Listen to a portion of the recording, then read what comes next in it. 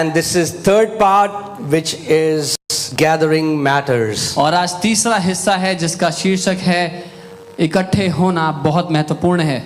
Amen. Can you all stand up, because your standing matters? ये सब खड़े हो जाए क्योंकि आपका खड़ा होना बहुत महत्वपूर्ण है। And then you can sit down. और फिर आप बैठ सकते हैं। But we will read the word together and then you sit down. लेकिन हम साथ मिलकर वचन पढ़ेंगे और फिर आप बैठना। Okay, Acts chapter 2, we'll read from verse 1. प्रेरितों के काम दूसरा अध्याय और पहली आयत से हम पढ़ेंगे। Now today when you read any scripture, और जब आप receive it as it is God personally talking to you. और जब आप आज कोई भी आयत पढ़ते हैं, वचन पढ़ते हैं, तो ऐसे पढ़ें जैसे परमेश्वर आप ही से व्यक्तिगत रूप से बात कर रहे हैं। Amen. And don't sit like a chair. I want you to receive the word like a hungry, passionate lover of God. और कुर्सी की तरह ना बैठे, लेकिन परमेश्वर के भूखे प्यासे दीवाने की तरह वचन को ग्रहण करें। Amen. All right, Acts chapter 2 verses 1. प्रेरितों के काम दूसरा अध्याय उसकी पहली आयत से मैं पढ़ूंगा। When the day of Pentecost had fully come, they were all with one accord in one place. और जब पेंतीकुस्त का दिन आ गया तो वो सब के सब एक जगह एक मन के साथ इकट्ठे थे। Say this after me. One accord. मेरे साथ कहें, एक मन के साथ, One place. एक जगह पर, One accord. एक मन के साथ, One place. एक जगह पर, One accord. एक मन के साथ, One place. एक जगह पर। I want to tell you the secret when the Spirit of God moves.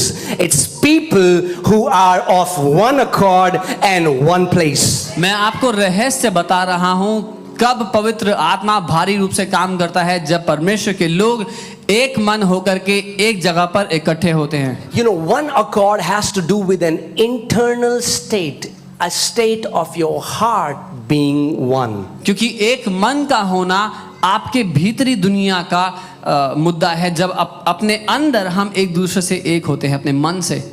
Amen. Amen. So that means when we have gathered in the place and when our hearts are united, when God sees a group of people like that, He says they are of one accord. और इसलिए जब हम एक जगह पर एक तरह से एक मन के साथ इकट्ठे होते हैं, परमेश्वर उसको देख करके जान लेता है कि ये लोग एक मन के हैं यहाँ पर। One accord has to do with one heart and one mind. और एक साथ मिलकर इकट्ठा होने का अर्थ है एक मन और एक आत्मा का होना। Amen. And then they were in one place. Gathering is a sign of agreement. Gathering in one place is a sign of agreement. और वो एक जगह जब इकट्ठे होते हैं तो एक जगह इकट्ठा होना दर्शाता है उनकी आपसी सहमति को। You know, you will never go to a rally that you don't support. You will never go to a party that you don't want to be a part of. आप किसी ऐसे आंदोलन में नहीं जाएंगे जिसका आप हिस्सा होना नहीं चाहते, या किसी ऐसी पार्टी में, किसी ऐसी सभा में नहीं जाएंगे जिसका आप हिस्सा बनना नहीं चाहते। In the same way, you will never want to go to church if you don't agree with the idea of saints gathering together. और वैसे ही आप कलीसिया का हिस्सा होना नहीं चाहेंगे जब आप इस बात से सहमत नहीं जो बाइबल कहती है कि संतों का इकट्ठा होना। All right, say it again. One accord. दोबारा कहें, एक मन के, One place. एक जगह पे। One accord. एक मन के, One place. एक जगह पे। Amen. Amen. It's going to get better. और अच्छा होने वाला है, Because you will see क्योंकि आप देखेंगे how it matters when saints gather together. आप देखेंगे कैसे ये इतना महत्वपूर्ण है जब संत एक जगह इकट्ठे हों।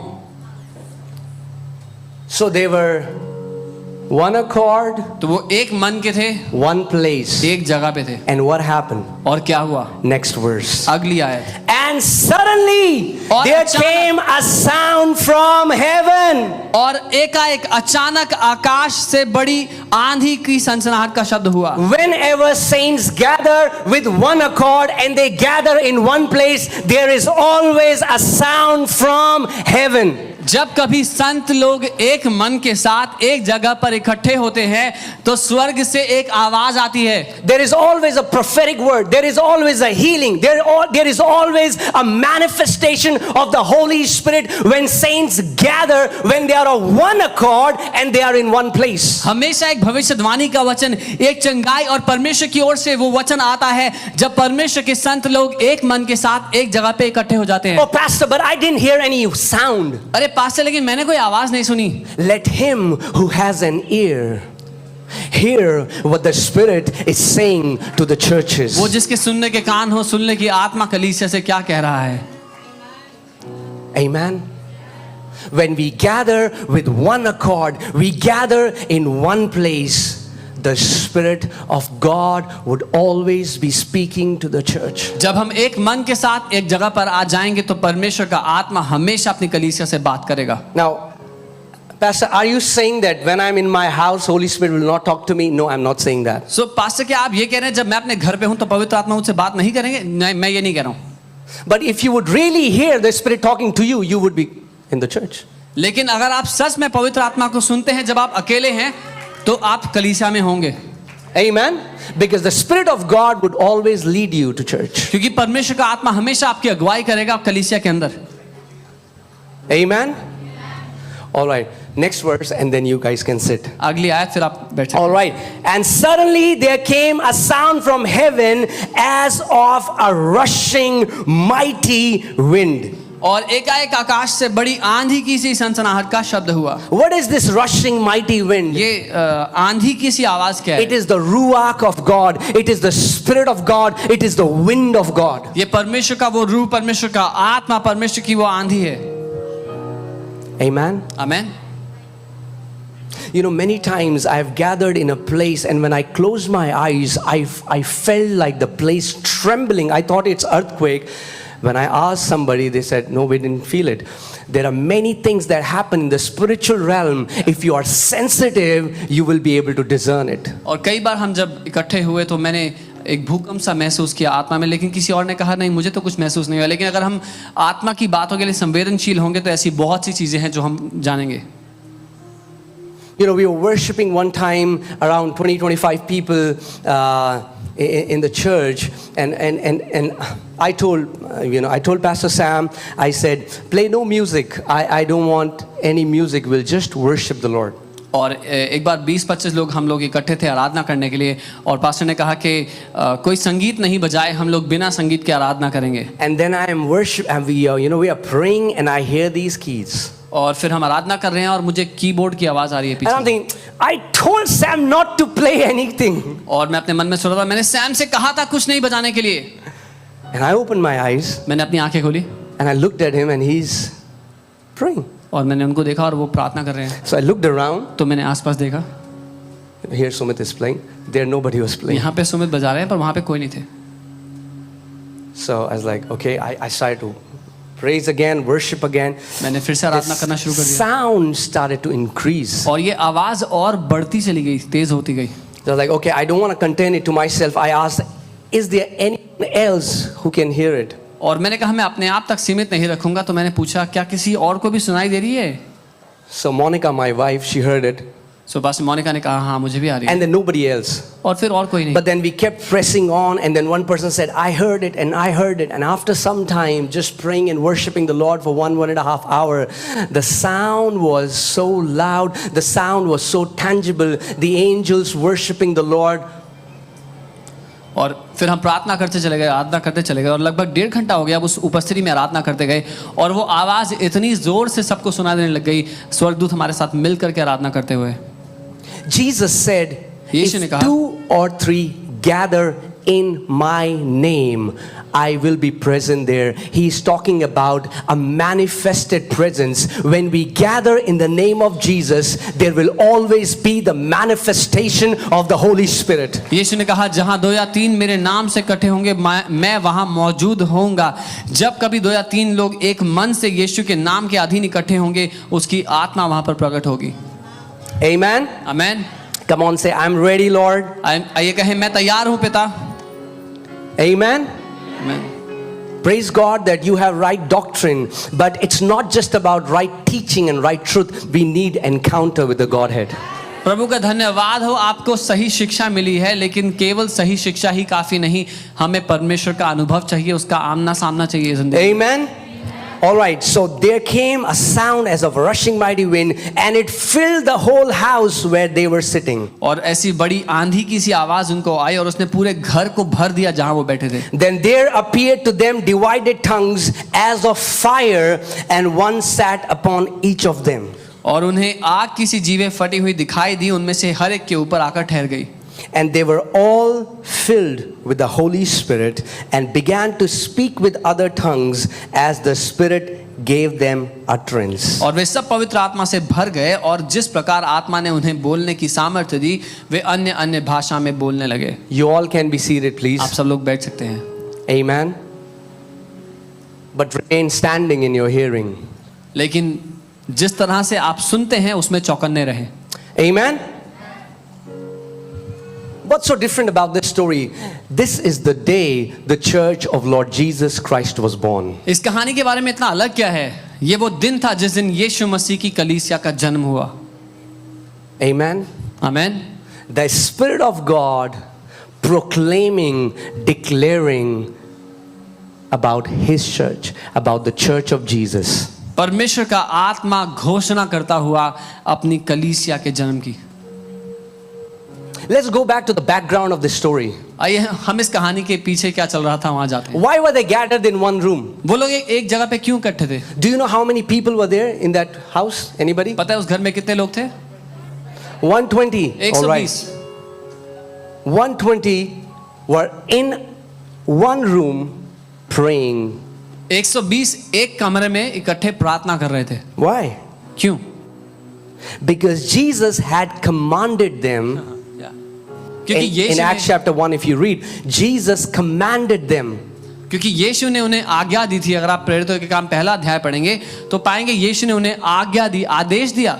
Okay, verse 4, I'm reading. And being assembled together with them, Jesus commanded them that they should not depart from Jerusalem. और मैं चौथी आयत से पढ़ रहा हूं. और उसने मिलकर उन्हें आज्ञा दी कि यरूशलेम को ना छोड़ो.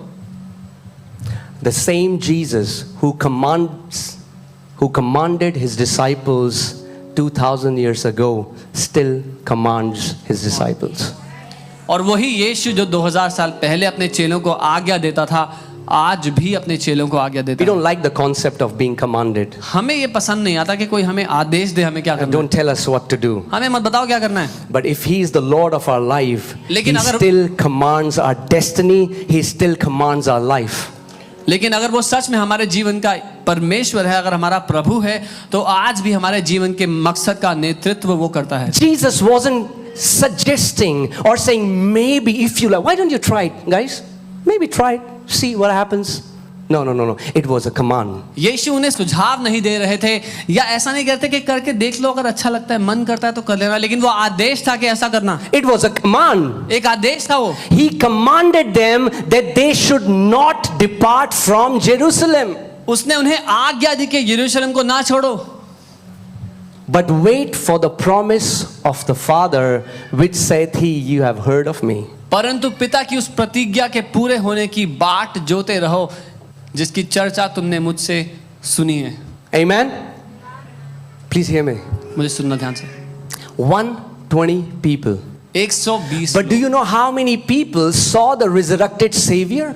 पर क्या आप जानते हैं कितने लोगों ने उस मौत को हराकर उठ जाने वाले यीशु को देखा था? When Jesus was resurrected and he was, how many disciples were with him? The Bible says for 40 days he was teaching them about the kingdom of God. जब यीशु मौत को हरा के जी उठा तो 40 दिन तक वो अपने चेलों से मिलता रहा. बाइबल कहती है उनको सिखाता रहा 40 दिन तक. Okay, Acts 1:3. Let's go there. Are you alive? प्रेरितों के Okay. काम 1:3 हम देखते हैं. No, sorry. Let's go back to 1 Corinthians 15:3 first. पहला कुरिन्थियों 15 उसका 3 पढ़ते हैं. पहले I want to show you how many disciples were there. मैं आपको दिखाना चाहता हूँ कितने चेले थे वहां पे. For I delivered to you first of all that which I also received. Apostle Paul is saying that Christ died for our sins according to the scriptures. इसी कारण मैंने सबसे पहले तुम्हें वही बात पहुंचा दी जो मुझे पहुंची थी कि पवित्र शास्त्र के वचन के अनुसार यीशु मसीह हमारे पापों के लिए मर गया. And that he was buried and that he rose again the third day according to the scriptures. और गाढ़ा गया और पवित्र शास्त्र के अनुसार तीसरे दिन जी भी उठा. and that he was seen by Cephas, that means Peter, Cephas, then by the 12. After that, he was seen by over 500 brethren at once. और कैफा यानी कि पतरस को तब 12 को दिखाई दिया, फिर 500 से अधिक भाइयों को एक साथ दिखाई दिया. See, whenever Bible uses the word brethren, it talks about believers of the same household. जब कभी बाइबल बात करिए भाइयों को तो बाइबल कह रही है विश्वासी लोग, परमेश्वर के खानदान के लोग. So how many people saw Jesus in his resurrected body? How many? 500. तो कितने लोगों ने यीशु मसीह को देखा था मौत को हरा के अपने उस अलौकिक शरीर में? 500 लोगों ने. 500 people. 500 लोग. He was with them for 40 days. वो उनके साथ 40 दिन तक. Okay. So Apostle Paul is saying, to whom he also presented himself alive after his suffering by many infallible proofs. उसने दुख उठाने के बाद बहुत से पक्के प्रमाणों के, जिनको झुटलाया नहीं जा सकता, पक्के प्रमाणों के साथ अपने आप को उनको जीवित दिखाया. So 500 people saw Jesus, and Jesus showed them that Jesus has defeated death by many infallible proofs. 500 लोगों ने यीशु को पुनरुत्थानित अवस्था में देखा और यीशु ने उनको साबित करके दिखा दिया कि मैं मौत को हरा के उठ चुका हूं. Being seen by them during 40 days and speaking of things pertaining to the kingdom of God. और 40 दिन तक वह उन्हें दिखाई देता रहा और परमेश्वर के राज्य की बातें करता रहा. For 40 days. 40 दिन They were seeing Jesus in his glorified body. वो यीशु को उसके महिमान्वित शरीर में 40 दिन तक देख रहे थे. They were seeing somebody that has defeated death. They were seeing Jesus. वो एक ऐसे व्यक्ति को देख रहे थे जो मौत को हराकर They were जीवित है. seeing the same Jesus who was nailed on the cross. ये वही यीशु था, उनको पता है, जो क्रूस पर उनके सामने मारा गया. They were seeing their Lord. For 40 days he was talking to 500. वो अपने प्रभु को देख रहे थे 40 दिन तक 500 लोग.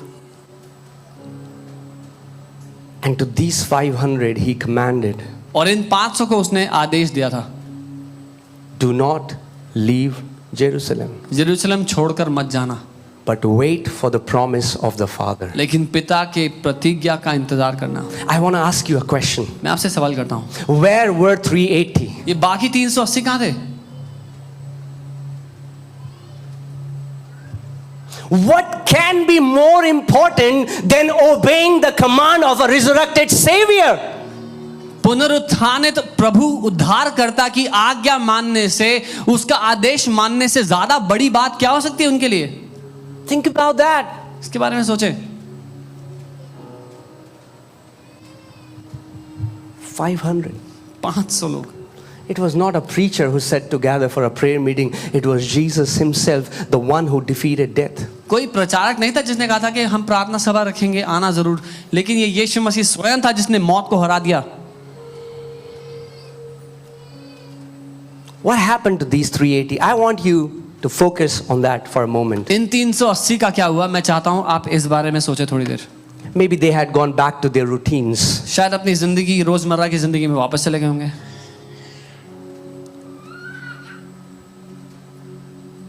Maybe the auntie was coming home. शायद उनकी आंटी घर आ रही होंगी. Maybe there was nobody to watch after their dog. शायद उनके कुत्ते की देखरेख करने के लिए कोई घर पे नहीं होगा. Maybe they didn't feel like going. या उनका मन नहीं कर रहा होगा आने का. 380 380 लोग didn't respond to the command of Jesus. 380 लोगों ने यीशु मसीह के आदेश की परवाह नहीं की. But there were 120 faithful. लेकिन 120 विश्वास योग्य Think थे. about this. इसके बारे में सोचें. Now all were believers, सारे के सारे विश्वासी थे, right? है ना? 500 were believers. 500 के 500 विश्वासी थे. And to those 500, they were born again. और वो सारे के सारे 500 नया जन्म पा चुके They थे. should believe in Jesus. यीशु पे विश्वास करते थे. Maybe they would have said, Jesus has said to wait, I'll wait in my home. और हो सकता है यीशु ने यही तो कहा है, रुको तो मैं ठहरो तो मैं घर पे ठहर लूंगा अपने. The church doesn't really understand the value of gathering. क्योंकि कलीसिया नहीं समझती इकट्ठा होने की शक्ति को. उसकी कीमत को। They say, oh, Jesus has said, so wait at our home. हाँ, यीशु ने कहा है ठहरो ठहरो ही तो बोला है, घर पे रुक But the Bible does not say that the Holy Spirit fell on the 500. The Bible says Holy Spirit fell on the 120 who gathered and who obeyed the command. पर बाइबल ये नहीं कहती, बाइबल ये नहीं कहती कि परमेश्वर का आत्मा उन 500 के ऊपर उतरा जिनको आदेश दिया गया था। बाइबल कहती है वो 120 पर उतरा जो इकट्ठे थे एक मन के साथ एक जगह पर।